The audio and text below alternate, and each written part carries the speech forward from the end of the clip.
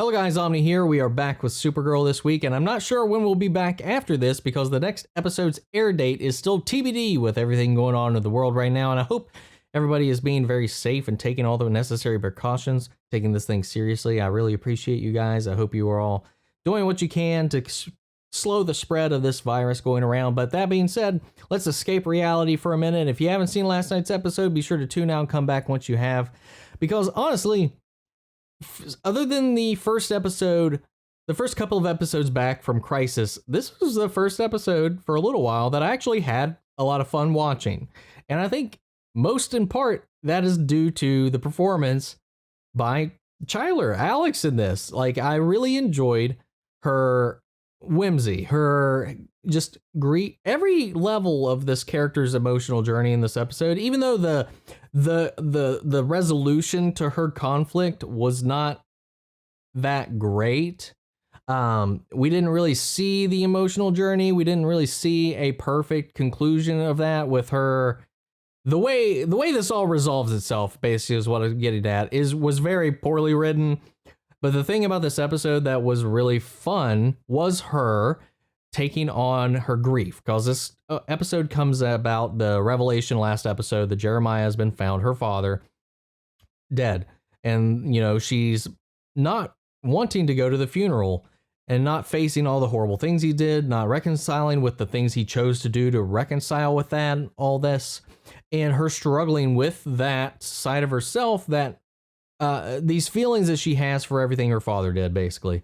And, you know, not being able to handle it and process it all, she gives in to the draw of VR, this virtual reality life that she's been offered through Obsidian that Kelly's been working on, because she's very close into this, and she gives in and enters the world once again, as she saw with the last time, where she had more ability to control her new weapons and just kind of things that she's been kind of struggling with in the real world, all kind of compiled into this time around, choosing the avatar of Supergirl, this black and blue suited Chyler, black-haired Supergirl, and it looked awesome. Just the way that just finally being able to have Kara's powers and be able to relate and have that kind of freedom that comes with them, you can see how elated that it makes her. Something that I'm sure she's deeply always kind of wanted, to have that kind of power, that kind of freedom, that kind of ability that Kara has, and that ability to help others that Kara can do in a way that Alex Danvers can never do. And, you know, it plays on that part of your brain that just makes you like want to give in to it. And as you kind of see with these people living these virtual lives, you know, she meets a couple people here or there that have made multiple trips. And there's even this one person who they're like, this guy's here all the time. It's like an unhealthy amount. Who knows? And there's this question before she meets this other person, I think Bonnie, I think was her name, who's in an Indiana Jones-esque outfit, avatar. And they're talking about it, what's going on in her life with her sister that is ill, and, you know, terminally ill, and she's just needed some brief escape. She just comes in every now and then to escape from the harsh reality of reality. And you can definitely see this point of view that comes across where people could use this in this kind of fashion and overuse it and abuse it to the point where they want to leave reality behind. And I think this is the episode that really tackled it a lot better than some of the other episodes as far as that aspect of it, especially with Alex's interactions with it, as well as Alex being our own personal vehicle into this world by using it and for her own kind of self-therapy and release. But as we saw in the previous episodes, this failsafe that was put in place, this bug, the glitch that has yet to be fixed, is still floating around, and Alex starts to lose herself or lose her touch on reality. And just before her perception slips, she meets back up again with Bonnie, now who doesn't remember who she is at all, doesn't remember her real life outside of the VR reality, and only sees herself as the character that she is possessing or representing herself as in this world. And moments after that, after a gripping simulation, this hilarious little simulation that Alex goes on, where I guess it's part of the Supergirl simulation, is that they get called in on a mission with the DEO, except this one is very much so customized around Hank Henshaw and everything that happened with her father. Some things a little bit closer to home with her, but when she arrives there, everything's extremely exaggerated. John's in charge of the DEO. Brainy's there with Dreamer, and they're getting along, working together. Everybody is hyperly exaggerated because it's part of this false scenario where they kind of overact everything. Everything's very dramatic. All the arm movements are swift. We gotta go! Almost to a Power Rangers-esque level, but not quite that far, just to get you sucked into the moment. While this preconceived scenario of this captured person who needs it, which ends up being Kara in this instance, is captured, and if they don't bring this nuclear weapon to this spot, she'll die, and blah blah blah. Or then just this very typical superhero plot. And I don't know, it was very fun, and I liked how they handled that, like especially with all the actors involved. David Harwood just kind of going out of the park in this, with him playing both John in this world and Hank Henshaw, and just the zany acting that goes into it. And of course, Jesse Rath doing some amazing work, as always, when he gets to have some fun and let loose and do some weird bonkers kind of iteration of Brainy. I really enjoy it. He's still my favorite part of the show.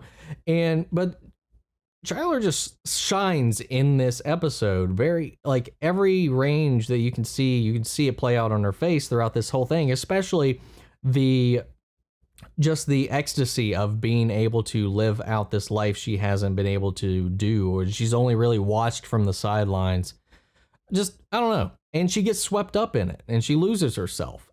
And it's during this that the B plot really kind of kicks in, because Kelly is investigating with William what's going on at Obsidian with Lex Luthor's involvement, as they discover he's now part of the board, and that this glitch is still not being reported. And they track it down to find they start trying to look into how many people are logged in more than 48 hours to try to see how many people are experiencing this problem and how widespread this glitch is, because it still hasn't been addressed.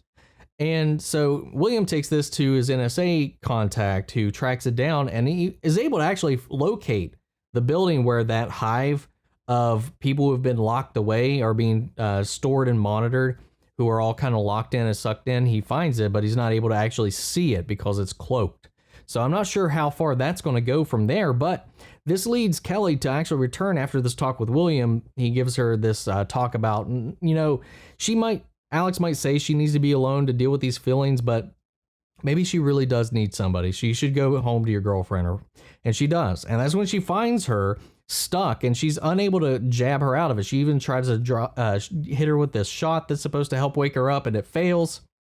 She's still stuck in it. She calls Andrea, and she talks about how this bug, we found it. It's still not being patched. Alex is in there. We got to do something. And she's like, you gotta find some way to convince her brain, something irrefutable to her brain, to show her that what she's seeing isn't real. And this is where the resolution part of it starts to get kind of weak. They send in a clone of her, an NPC of Alex, but younger, to kind of take her through this memory journey, which just kind of resolves everything really quick. It's a lot of fun, but it doesn't make a lot of sense, and it's honestly a little lackluster and kind of fizzles out. It doesn't really execute the payoff very well, but it's really the journey and just everything they do with Super Alex that I really liked in this episode. It's just where everything kind of led to and how it resolved itself, which is Andrea actually does seem to want to have this fixed, but when she reports it to her uppers, it is still being ignored. The secretary she goes to, Gemma, is unavailable to report to, who she's been reporting this all to before, who is in league with Lex, as we know at this point. But she tells the secretary of Gemma's, who ends up to be Eve, or a doppelganger of Eve, or whatever. I don't know. She tells her, so that's obviously still not going to go anywhere, as this is going to continue to happen. And of course, after Alex confronts all this stuff, this way she's been kind of dealing with her grief and her emotions, all that stuff, she does finally agree at the end of the episode to attend the funeral. But I don't think there's really anything else in this episode to call out, but Chyler Lay, I'm not sure how you actually say her last name. She does a fantastic job on this. Like, she's always been a really great part of the show. All the actors and actresses in this show are really good.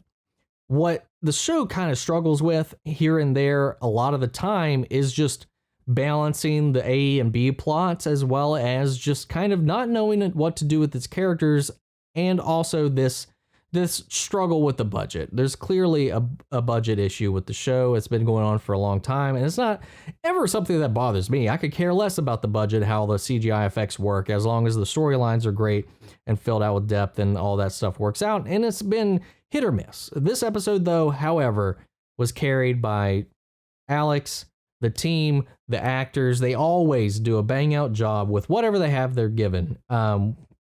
And whenever they're allowed to have some fun and have this like kind of zany little storyline going on, or take on another role that they haven't had before in this way, like with Alex or with Jesse Rath, as well, the multiple personality brainies in our first episode back from Crisis on Infinite Earths, letting them to kind of play around and do some different things than their usual shtick is always, I don't know, I just really like it. And I thought this episode was a good break and a good levity. It actually moved the plot forward, as well as a primary part of Alex's storyline progressed the B plot, which ties into the primary plot of the entire season. This was one of the first episodes in this, aside from the first two or three episodes of the return, the second half of the season, that I think has really juggled that really well.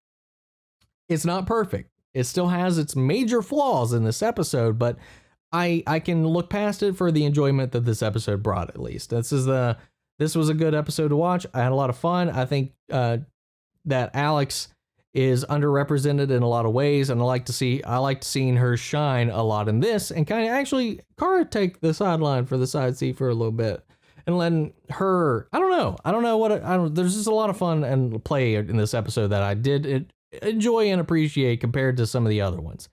That being said, Melissa Benoist is awesome. Again, everybody on the show is great. I love them all.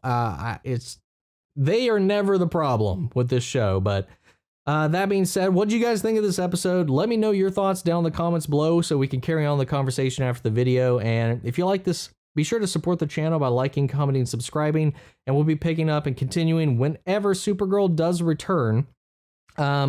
Supposedly the Flash is going to be coming back April 7th, and Legends, I think, is off this week, but I'm not sure when the next one is. I'm pretty sure Legends' schedule is uninterrupted, but because it's all already filmed.